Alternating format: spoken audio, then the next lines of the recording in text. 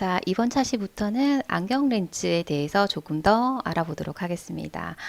사실 안경 렌즈 같은 경우에는 저희가 이제 1학년 그 시력 보정 연구 시간에 기본적으로 알아야 되는 내용들에 대해서는 전반적으로 다 살펴보셨었고요.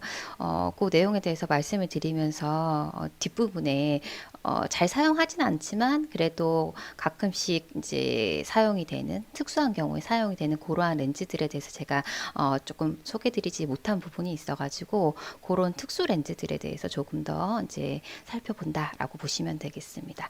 그래서 앞쪽에 있는 내용들은 쭉 한번 이렇게 나중에 시간이 되시면은 이제 3학년 때나 쭉 보시면서 정리를 한번 해보시면 도움이 되실 것 같고 지금 저희가 본격적으로 살펴볼 내용은 특수 렌즈 파트 7장에 보게 되면은 이렇게 구성이 되어 있어요. 이 렌즈들에 대해서 사용 목적이라든지 뭐 어떤 특징이라든지 이런 것들에 대해서 살펴본다라고 보시면 되겠습니다. 자, 어떤 것들을 살펴볼 거냐면요. 자, 먼저 안내 렌즈가 있는데, 이제 안내 렌즈, IOL 이제 잘 아실 겁니다. 안내 렌즈라고 하면은 바로 이제 뭐 백내장 수술하고 수정체가 적출된 상태에서 수정체를 대신할 만한 렌즈를 삽입하게 되는 경우에 사용되는 게 안내 렌즈잖아요. 근데 뭐 실제적으로 그 수정체를 대체할 안내 렌즈 외에도 요즘에는 굴절력 보정을 하기 위해서 또 뭐 고도의 굴절 이상 같은 경우에는 라섹을 안 된다라고 할 때는 또 렌즈 삽입술을 하잖아요. 그것 역시도 사실은 안내 렌즈잖아요. 근데 안내 렌즈인데 그거는 이제 넣는 형태가 이렇게 얇은 그 렌즈의 형태, 이렇게 수정체의 형태가 아니고 볼록 렌즈와 같은 어떤 수정체를 대체하는 그런 형태는 아니고 각막에 그 유사한 그런 형태로 만들어진 거예요. 그래서 ICL이라고 하죠. 그래서 이제 ICL 같은 경우에는 임플란트 컨택트 렌즈라고 해서 이제 ICL이라고 부르는데 그것 역시도 사실은 한글로 하면은 안내 렌즈잖아요. 그죠? 다 이런 것들이 있는데 여러 가지가 있는데 그 중에서도 저희가 조금 더 유심히 살펴봐야 되는 부분이 이제 안내 렌즈입니다. 물론 수술은 하시지는 않겠지만 그래도 어드바이스를 주실 수 있는 정도의 어떤 정보들은 알고 계셔야 되기 때문에 이 안내 렌즈에 대해서 살펴볼 거고요. 그래서 지금은 뭐 수정체 적출을 했다 그러면은 바로 안내 렌즈를 삽입을 하죠. 그 수술 과정에서 당연한 절차고 단지 그 안내 렌즈인 요 렌즈를 선택을 할 때 주로 사용하는 목적이 어떤 목적에 의해서 사용을 하는 것인가에 따라서 조금 넣게 되는 이 렌즈의 어떤 굴절력 값이나 형태라든지 수술하는 방법이라든지 이런 게 조금 달라질 수는 있습니다. 그죠? 그래서 그런 특징들에 대해서 이제 살펴본다라고 보시면 되겠습니다. 자, 그런데 사실 이 안내 렌즈가 개발되기 이전에는 수정체를 적출을 하고 이제 이 수정체를 대신할 만한 시력 보정 연구가 있어야 되잖아요. 그래서 이제 안경이나 컨택트 렌즈가 이제 이런 식의 굉장히 큰 굴절력 값, 수정체가 하고 있던 굴절력 값을 대신했었는데 굉장히 불편함이 많았겠죠. 그러다 보니까 이렇게 이제 개발이 되고 지금은 당연히 안내 렌즈를 삽입합니다. 근데 그 과정에서 이제 사용했었던 안경이나 컨택트 렌즈의 어떤 특징이나 당연히 이제 많은 단점들 이런 것들을 한번 비교하면서 좀 살펴보셔야 되겠습니다. 그래서 이렇게 살펴볼 거고요. 자, 두 번째로는 사이즈 렌즈인데요. 이 사이즈 렌즈 같은 경우에는 이제 부등상시. 그죠? 부등상시라고 하면은 양안에 결상되는 상의 크기가 다르다. 이게 다른데, 그 정도가 융합을 할 수 없는 범위. 그러니까 융합 범위가 보통 한 5% 정도 차이가, 상의 차이가 난다라고 했었을 때 융합이 가능하잖아요. 그죠? 근데 5% 이상 차이가 나는 경우에는 융합이 불가한데 이 상의 크기를 비슷비슷하게 만들어 줄 수 있는 그러한 특수 렌즈가 있습니다. 사이즈 렌즈라고 하는데 이것도 형태가 크게 두 가지가 있거든요. 그래서 이것과 관련한 내용에 대해서 한번 살펴보도록 하겠습니다. 자, 다음으로 또 저희가 또 살펴봐야 되는 내용이 이제 저시력 렌즈 그리고 가림 렌즈 이렇게 되어 있는데 요거는 약시와 관련한 렌즈들이에요. 약시에 대해서 뭐 앞서서도 아마 다른 수업 시간에 배우셨을 것 같은데 일단 약시라고 했었을 때는 교정이 제대로 되지 않는 시력 보정 연구로서 교정이 제대로 되지 않는 그러한 눈을 보통 약시라고 이야기를 하는데 그 약시는 일반적으로는 의학적 약시, 기능적 약시를 그냥 통상적으로 그냥 약시다라고 얘기를 하거든요. 그런 이제 의학적 약시, 기능적 약시 같은 경우에는 이제 치료가 가능하죠. 그때 사용되는 게 이제 가림 렌즈고요. 어, 요 저시력 렌즈 같은 경우에는 이제 시력 자체가 교정을 했었을 때도 제대로 교정이 안 된다. 제대로 했었을 때도 사회생활을 하기에 굉장히 많은 불편함이 있다. 시력은 있는데 그 시력의 정도가 아무리 교정을 해도 사회생활하고 교육을 받기에 조금 힘든 그런 상황에서의 어떤 사람들을 따로 어떤 기준을 두고 저시력, 로우 비전이라고 이제 구분을 하거든요. 이런 사람들 같은 경우에는 일단 치료는 안 돼요. 시력 개선은 안 되거든요. 그래서 이 사람들이 일단 사회생활을 그래도 할 수 있는 정도의 어떤 시력 보정 연구, 우리가 일반적으로 쓰는 그런 이제 렌즈가 아니죠. 망원경의 형태라든지 현미경의 형태라든지 이런 확대 배율이 굉장히 큰 특수한 그런 이제 렌즈들을 이용할 수밖에 없습니다. 그래서 그런 것들에는 실제적으로 어떤 것들을 이용을 하는지, 그리고 이들이 이제 느끼는 불편함은 어떤 것인지, 그래서 우리가 어떤 도움을 줄 수 있는지 이런 것들에 대해서 좀 생각해 보는 시간을 가져보도록 하겠습니다. 자, 마지막으로 저희가 또 알아볼 게 이제 프리즘 렌즈 그리고 프레넬막 렌즈인데요. 프리즘 렌즈 하면 이제 뭐가 떠오르세요?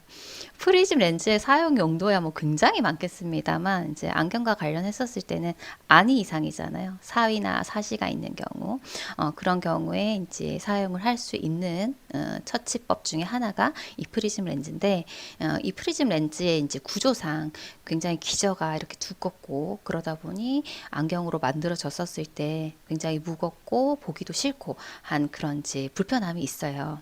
그런 단점들이 있기 때문에 그런 것들을 좀 보완을 해서 좀 사용하기 편리하게 고안을 한 렌즈가 프레넬막 렌즈입니다. 그래서 두 개 다 사용하는 목적은 결국은 같죠. 근데 형태가 조금 다르고 요 두 가지 장단점이 있어요. 그래서 요 두 가지의 이제 장단점에 대해서 이제 간단하게 살펴보는 시간을 가져보도록 하겠습니다. 자, 그래서 이제 먼저 무수정체안부터 살펴볼 건데요. 이제 인공수정체 살펴보기 위해서 이 무수정체안의 이제 특징에 대해서 저희가 한번 먼저 짚고 그 다음에 앞에서 말씀드렸던 인공수정체 렌티큘러 렌즈에 대해서 살펴보도록 하겠습니다. 자, 무수정체안이라고 하면 일단 수정체가 없는 눈이고요. 그죠? 수정체가 적출된 상태인데, 뭐, 저희가 그냥 흔히 접하는 거는 노인성 백내장, 그런 이제 백내장 때문에 수정체를 적출하는 경우가 가장 많겠지만, 사실은 뭐, 외상이라든지 이런 여러 가지 원인에 의해서 수정체를 적출하는 경우들이 발생을 할 수 있죠. 자, 그러면은 어쨌든 수정체가 이제 여러 가지 원인에 의해서 적출된 상태를 무수정체안이라고 하고요. 자, 그러면 이런 경우에라고 하면은 일단 발생하게 되는 문제점이 뭐냐라고 하면 수정체가 갖고 있는 기능 자체가 없어지는 거잖아요. 상실이 되는 거잖아요. 그래서 당연히 이제 이 수정체가 하고 있던 주 기능 조절이 이제 상실이 되는 거죠. 조절이 안 되고. 자, 그리고 특히 한쪽만 만약에 수정체를 적출했다라고 가정을 하게 되면은 일단 양안에서의 굴절력 값 차이가 현저하게 많이 나다 보니까 융합하기가 좀 힘들죠. 당연히 수정체를 적출하고 수정체를 대체할 만큼의 굴절력 값을 갖다가 이렇게 넣는다라고 했었을 때도 이제 발생하는 문제점들이 많습니다. 수정체와 또 실제 삽입하게 되는 또 이 렌즈와의 어떤 이제 어떤 차이가 있으니까 굴절률이라든지 성질 차이가 있기 때문에 실제 이렇게 한쪽 눈만 처방을 한다고 했었을 때도 여러 가지 문제점들이 발생을 할 수 있어요. 그래서 양안시에 있어서 융합에 어떤 문제가 있어서 양안시가 좀 불편할 수가 있다. 이런 것들이 이제 문제가 될 수가 있겠습니다. 자, 그래서 무수정체안의 증상이라고 하면은 일단 수정체가 하고 있는 조절력 불가할 거고, 그리고 수정체가 조절을 하지 않을 때도 기본적으로 19디옵터, 볼록 렌즈 형태로서 19디옵터만큼의 굴절력 값을 가지고 있었었기 때문에 그것이 없어진 것이니까 강도의 이제 원시 상태가 되는 거죠. 원시 상태가 되는 거고. 자, 그리고 이제 실제 시야 범위도 굉장히 좁아집니다. 자, 그리고요. 수정체가 이제 주 기능은 이제 조절 기능이었지만 또 다음으로 중요하게 하고 있었던 기능이 뭐냐면 자외선을 흡수하는 거잖아요.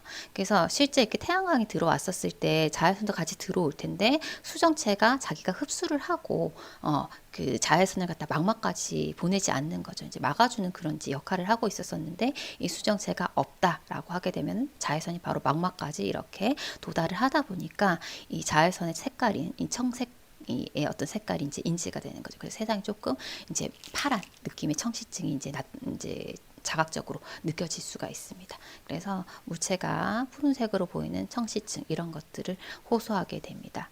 자, 그러면 반드시 이 수정체를 대체할 만한 어떤 이제 처방이 있어야 될 텐데 예전에는 이제 기본적으로 안경으로 처방을 했었겠죠. 해봤겠죠. 해봤었고 이 안경에서 발생되는 안경으로 교정했었을 때 발생되는 문제점들이 굉장히 많습니다. 많겠죠. 너무 굴절력 값이 크니까요. 그죠? 자, 그래서 이 안경에서 발생되는 문제점을 조금 해결하고자 컨택트 렌즈를 사용해 보기도 했어요. 근데 이 컨택트 렌즈 같은 경우에는 뭐 안경 렌즈, 안경으로 교정했었을 때 발생되는 그 상 배율 변화라든지 이런 거는 좀 작긴 하겠지만 정강거리가 없으니까 그런 건 작긴 하겠지만 실제 뭐 무수정 제한 대부분 노인성 백내장에 의해서 보통 요런 이제 무수정 제한이 될 텐데 아닌 경우도 물론 있지만요. 근데 이제 이 노인성 같은 경우에는 대부분 이 눈이 건조하단 말이죠. 대부분 건조해서 사실은 컨택트 렌즈를 착용하기에는 별로 좋은 상태가 아니기 때문에 굉장히 제한점이 많아요. 그래서 이 컨택트 렌즈도 대안이 될 수는 있지만 사실은 조금 이제 다 두루두루 적용하기에도 참 제한점이 좀 많았다. 그래서 그 다음으로 이제 개발이 된 게 지금 많이 사용되고 있는 아니죠. 지금 이제 다 사용이 되고 있는 그죠? IOL 렌즈죠. 그래서 지금은 당연히 이제 IOL 렌즈를 바로 이제 삽입을 하고 근데 삽입을 할 때 이제 선택을 하는 거죠. 이제 그 선택하는 부분에 대해서 조금 이제 잘 알아두시면 되겠습니다. 자, 그러면 이 세 가지 방법이 있는데 이 세 가지 방법의 어떤 장단점에 대해서 한번 살펴보도록 하겠습니다. 자, 안경으로 처방을 했다. 실제 이 수정체를 공기 중에 이렇게 딱 내어놨었을 때 수정체의 굴절력 값은 이제 공기 중에 있을 때 매질 내에 있을 때의 굴절력 값은 19디옵터지만 공기 중에 있을 때의 수정체의 굴절력 값은 약 한 11.4디옵터 정도 되거든요. 그래서 안경으로 만약에 교정을 한다라고 하면은 보통 한 10디옵터에서 뭐 13디옵터 많게는 한 15디옵터 정도로 굴절력 값을 갖다가 결정을 해가지고 썼었어요. 예전에는 이렇게 썼었어요. 자, 그래서 뭐 먼 거리를 볼 때는 10디옵터, 이제 근거리를 볼 때는 한 13에서 15디옵터 이런 식으로 굉장히 그 플러스 굴절력이 큰 이런 볼록 렌즈를 착용해야만 했었었는데 일단 이렇게 착용을 하게 되면은 기본적으로 중심 두께가 너무 두껍잖아요. 너무 무겁잖아요. 그리고 중심에서 주변으로 갈수록 프리즘 영향을 받을 수밖에 없는데 어리어리한 느낌도 너무 큰 거죠. 그래서 이런 부분들을 좀 해소하고자 이용할 수 있었던 방법이 바로 이 렌티큘러 렌즈입니다. 이 렌티큘러 렌즈의 형태는 지금 보고 계시는 것처럼 이렇게 필요한 광학적으로 필요한 이 부분만 두고 나머지는 그냥 깎아내는 거예요. 이렇게 깎아내게 되면 일단 두께도 얇아지고 좀 가벼워지잖아요. 그리고 프리즘 영향도 좀 적게 받고요. 그래서 이제 이렇게 사용할 수 있는 렌즈가 렌티큘러 렌즈고 실제 요게 그 이제 예전에 이 수정체 적출하고 안경 렌즈를 써야만 했었을 때 이제 이용할 수 있는 방법이긴 했지만 그러한 경우에만 사용하는 건 아니고요. 그냥 이 피검자가 굉장히 고도의 굴절 이상 아니다. 너무 렌즈가 두껍다라고 하면 다 적용해 볼 수 있는 그런 형태예요. 지금 보고 계신 이런 경우도 근시가 굉장히 높아서 이제 주변 부는 깎고 중심 부만 이렇게 쓰는 형태잖아요. 그 눈이 굉장히 작아 보이죠. 물론 보기는 안 좋지만 이제 이런 식으로 만든 형태가 렌티큘러 렌즈다. 이렇게 보시면 되세요. 그래서 실제 광학적 유효 구경이라고 하면은 이 중심에서 한 3, 40mm 정도가 광학적으로 유효하다. 사용하기에 가장 적합한 여러 가지 뭐 색수차의 영향이라든지 프리즘의 영향이라든지 크게 문제가 되지 않을 정도의 그 구경이 요 정도거든요. 그래서 왜 그 시험태에 들어가는 시험 렌즈가 딱 요 사이즈예요. 그래서 저희가 왜 장형 검사할 때 그 시험태에다 시험 렌즈 이렇게 끼워가지고 걸어보게 되면 괜찮은데 안경테로 탁 만들게 되면은 어질어질해요 하는 게 이 강압적 유효 구경만 있으면은 그런 이제 여러 가지 뭐 프리즘 영향이라든지 여러 가지 굴절력의 주변부로 갈수록 커지는 그런 영향이라든지 이런 것이 다 배제가 되어 있는 상태이기 때문에 눈이 편안한 상태거든요. 근데 이제 실제적으로 이렇게 사이즈가 커버리면 좀 이게 괴리감이 있는 거죠. 그래서 이제 이렇게 굴절력이 굉장히 큰 이런 렌즈를 처방해야 할 때 사용할 수 있는 그런 렌즈 형태가 렌티큘러 렌즈의 형태이고 역시 이 예전에 이제 이 IOL이 개발되기 이전에 이제 무수정체 안에서 적용해 볼 수 있는 그러한 렌즈 형태가 렌티큘러 렌즈 형태였습니다. 또 참고로 말씀을 드리면 이런 안경 렌즈의 형태를 이용할 때는 이런 형태를 이용을 하고요. 또 여기에다가 왜 수정체를 적출을 했잖아요. 그러면 굴절력도 문제가 되지만 아까 또 문제가 됐었던 게 청시증이잖아요. 그래서 이런 자외선을 갖다가 좀 충분히 좀 차단을 하고자 렌즈에다가 색을 넣어서 썼어요. 지금도 백내장 수술하고 나면 인공 수정체를 넣는다 하더라도 약간의 색감 있는 렌즈를 이제 좀 착용하기를 권장을 하거든요. IOL을 넣어도 좀 눈부심이 좀 있는 대부분이 좀 있습니다. 많아요. 그래서 그런 경우에는 이제 약간의 갈색깔 있는 그런 색상을 넣어서 착용을 하면은 좀 더 눈이 편안한 상태로 볼 수 있기 때문에 이 형태에다가 색깔이 갈색인 그런 이제 렌즈로 사용을 하고 뭐 좀 더 눈이 편하게 사용을 하려면 비구면 처리해서 사용을 하고 이런 식으로 이제 사용을 했었습니다. 자, 근데 이제 뭐 형태는 이런 식으로 여러 가지 사용을 했을 수 있지만 그래도 발생하는 문제점들이 많았었죠.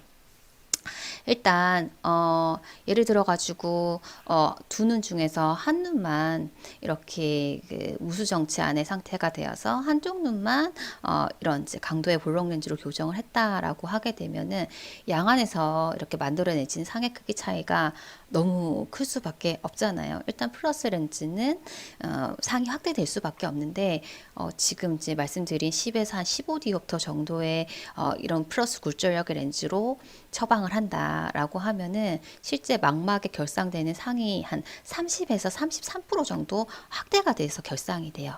그러면은 한쪽 눈만 이제 무수정체한 상태라고 하면 절대 융합이 될 수가 없잖아요. 융합 가능 범위는 5%라고 했는데 그래서 이제 그런 문제가 있었고 그래서 좀 이런 문제점들을 좀 해결하고자 컨택트 렌즈를 한번 처방을 한다라고 가정을 하면 일단 컨택트 렌즈 같은 경우에는 눈에 이렇게 붙어 있는 상태니까 정강거리가 없고 하니 상배율 변화 차는 훨씬 더 적거든요. 그래서 한 7% 정도, 7에서 한 10% 정도의 상의 확대가 나타납니다. 그래도 사실은 많이 줄기는 했지만 그래도 한쪽 눈만 무수정체한 상태라고 했었을 때는 그래도 이 컨택트 렌즈를 착용하고 결상된 상의 크기랑 원래 이제 정상적인 눈에서 결상된 상의 크기는 상이하죠. 그래서 융합이 그렇게 해도 이제 힘든 거죠. 그래서 이제 이런 문제가 있었었고요. 자, 그리고 이제 이 굉장히 고도의 플러스 렌즈로 처방을 하게 되면은 안경 렌즈가 이렇게 있으면 중심에서 주변으로 갈수록 그 이 구면의 형태 때문에 굴절력 값이 커진다고 말씀을 드렸잖아요. 자, 그럼 예를 들어서 이러한 무수정체한 같은 경우에 기본적으로 한 10디옵터로 교정을 한다라고 하면 이쪽으로 중심에서 주변으로 가면 갈수록 이 플러스 굴절력이 훨씬 더 커진다는 거죠. 그럼 예를 들어서 한 13디옵터까지 바뀐다라고 가정을 하면은 이제 이러한 렌즈를 가지고 어떤 사물을 바라본다. 예를 들어서 이런 격자를 본다라고 하면은 중심에서 지금 영향을 미치는 그 굴절력 값이랑 주변에서 영향을 받게 되는 굴절력 값이 너무 다른 거죠. 확대가 훨씬 주변으로 갈수록 커지는.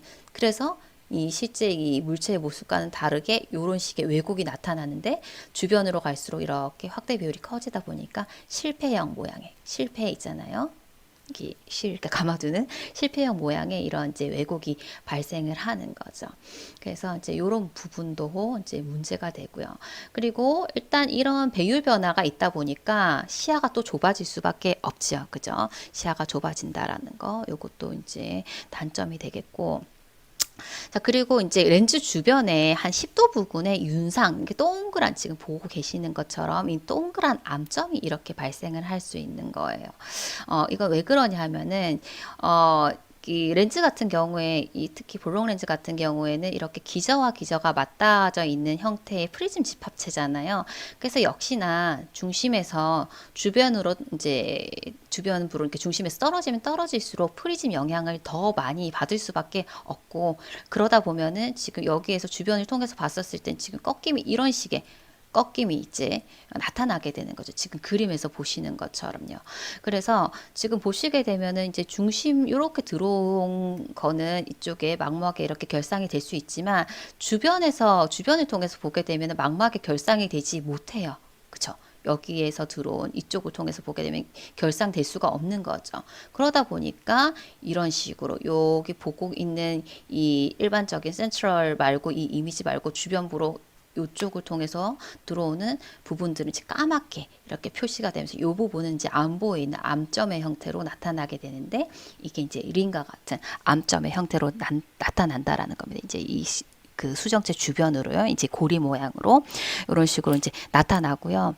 자, 그리고 이제 이렇게 돼버리면은 사람이 이제 물체가 정확하게 이제 안 보이면 물체를 좀 정확하게 보려고 이렇게 머리를 좀 움직이려고 하는 경향이 있잖아요. 그래서 이렇게 머리를 돌릴 때 물체가 암점 부위에 있으면, 여기에 있으면은 이제 안 보였다가 다시 이 물체가 다시 가시 영역 쪽으로 들어오면 이제 보였다가, 이런 식으로 상이 갑자기 생겼다가 없어지고, 이런 이제 소멸과 출현이 막 이렇게 갑작스럽게 나타나는 거죠. 이거 역시 굉장히 이제 위험한 그런 부분이 될 수가 있습니다. 그래서 보였다가 안 보였다가 하는 걸 갖다 잭 인 더 박스 현상이라고 해요. 그 잭 인 더 박스가 왜 그 이 상자 같은데 인형이 있고 갑자기 이렇게 스프링 달린 인형이 갑자기 툭 튀어나오는 그 박스가 잭 인 더 박스잖아요. 그것처럼 갑자기 사물이 보였다가 안 보였다가 한다라고 해서 이제 요걸 갖다가 이렇게 부르거든요. 그래서 이런 것들도 굉장히 문제가 됐었던 부분입니다.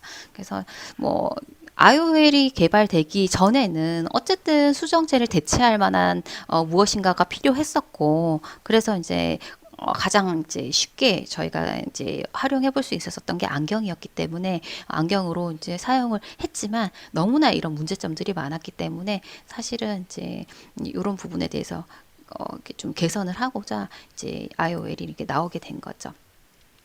자, 그래서 IOL 같은 경우에는 지금 실제 교정을 할 때 이제 여러 가지 사항들을 고려를 해주셔야 되세요. 고려해 주셔야 되는데, 일단 수정체를 적출을 하고 먼저 이제 물어보는 게, 지금은 보게 되면은 멀리도 잘 보이고 가까이도 잘 보이는 멀티포컬 인공 수정체가 나왔습니다. 이것도 나온 지 얼마 안 됐어요. 근데 그 이전에는 인공수정체를 선택을 할 때 렌즈를 삽입을 할 건데, 주로 시생활을 하는 그 시거리가 어딘지를 이제 물어보는 거죠. 보통 뭐 멀리를 주로 본다라고 하면은 삽입하게 되는 인공수정체의 굴절력 값을 갖다가 멀리에 맞춰가지고 삽입을 하는 거죠.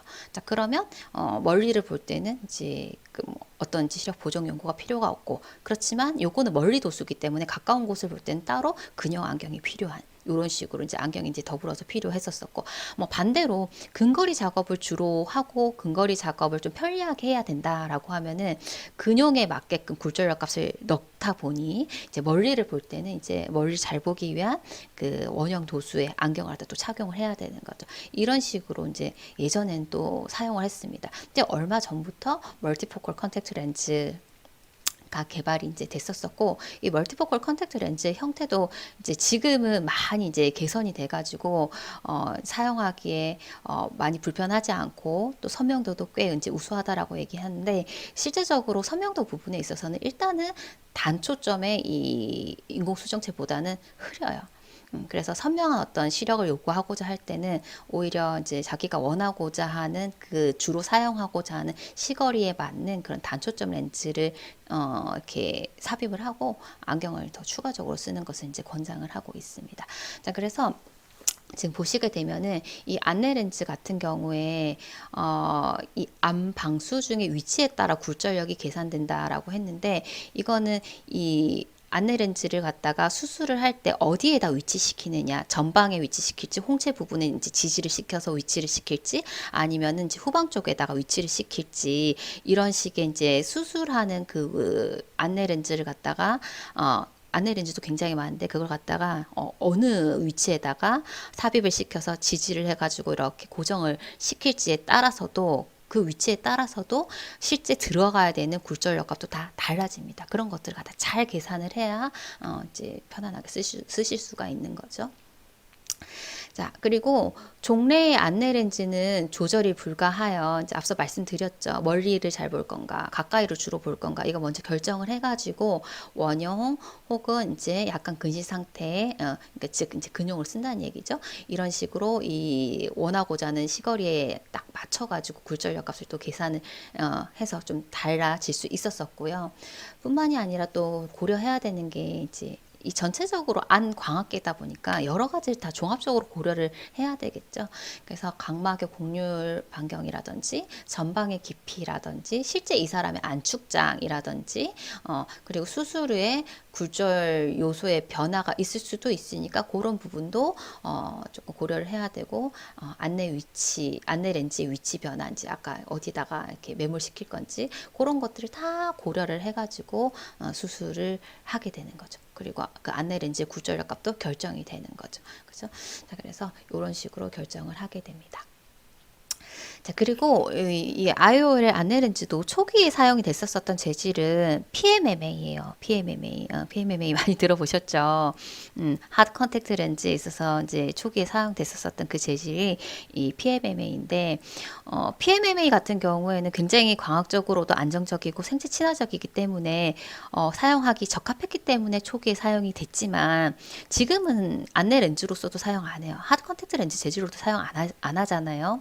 그게 이제 광학적으로는 안정적이지만 이제 일단 이 안내 렌즈를 사용하지 않는 이유는 이게 굉장히 딱딱해요. 딱딱하고 그리고 이 여러 가지 물성의 변화 때문에 후발성 백내장을 또다시 만드는 그런지 임상적 보고들이 많다 보니까 지금은 PMMA를 갖다 잘 사용하진 않습니다.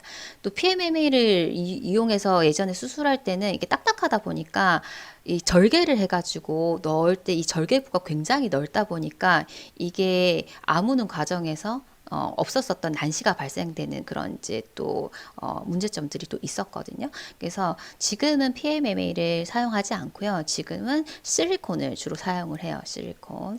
그래서 실리콘 같은 경우에도 굉장히 생체 친화적이고 광학적으로도 안정적이고 그래서 인공 장기 분야에도 굉장히 많이 사용이 되고 있거든요.